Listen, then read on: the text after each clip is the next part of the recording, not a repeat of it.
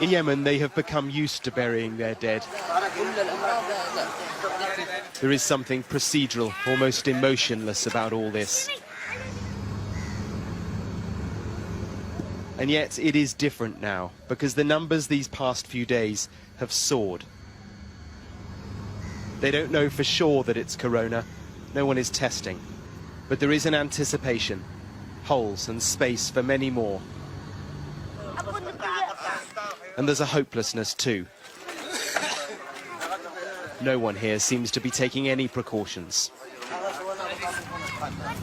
This is a cemetery in the southern city of Aden, a place those in charge here have now described as infested. I buried my mother here the day before yesterday, this man says. And look now at how many graves have appeared since. This graveyard will soon be full while more bodies keep coming in. The roads out of Aden tell the story of this country. 6 years of civil war, and behind the destruction, displacement, disease and famine. The world's worst humanitarian disaster. It is a phrase associated with Yemen for so long, it no longer seems to resonate. And yet, add now to this, corona. 120 miles northwest of Aden, inland, is Taz. This is a divided city, split up between all the warring factions. At what they call the hospital's isolation centre, there are blood tests for those who turn up unwell. It is basic stuff. Cholera, dengue fever, malaria, all are here, all for as long as the war, and with spikes this time every year. It's the rainy season now, and with that, in a country like this, disease thrives. This is Sana'a in the north, Yemen's capital, and the Houthi rebel group's stronghold. At the city's main hospital, Dr. Hamdan Bajare shows us around. In general, we haven't any sufficient solutions seriously to face this struggle. Just only like that. And how we can face this struggle, I don't know. We haven't any facilities, we haven't any material totally sufficient. I said sufficient. That means to face this struggle, to face this disaster, we haven't. Just only have this.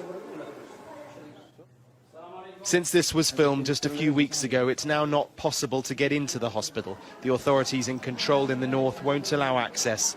But it is clear from those we've spoken to on the ground that the intensive care unit is now full and the mortality rate is near 100%. The coronavirus may be the straw which will break the camel's back in Yemen. Jean-Nicolas Bouze heads up the UN's refugee agency in Yemen. For him, it's not just the immediate problems, but the knock-on as squeezed donor countries pull their funding.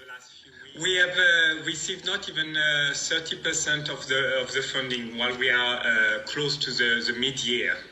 And therefore, we have to prioritize our intervention. We will try to see what kind of program can be saved, but honestly, within a few weeks, those programs will entirely stop. So we will be leaving 3.6 million internally displaced and 280,000 refugees without any form of assistance. It's a life and death situation for them.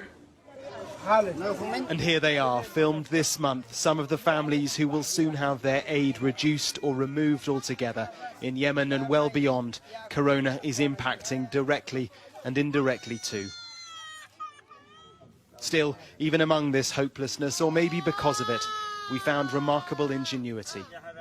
Hello everyone, I am Ahmed Al-Mahbashi. A medical engineer in a dusty room turning what looks like junk into makeshift CPAP machines, those breathing devices that have saved so many lives globally.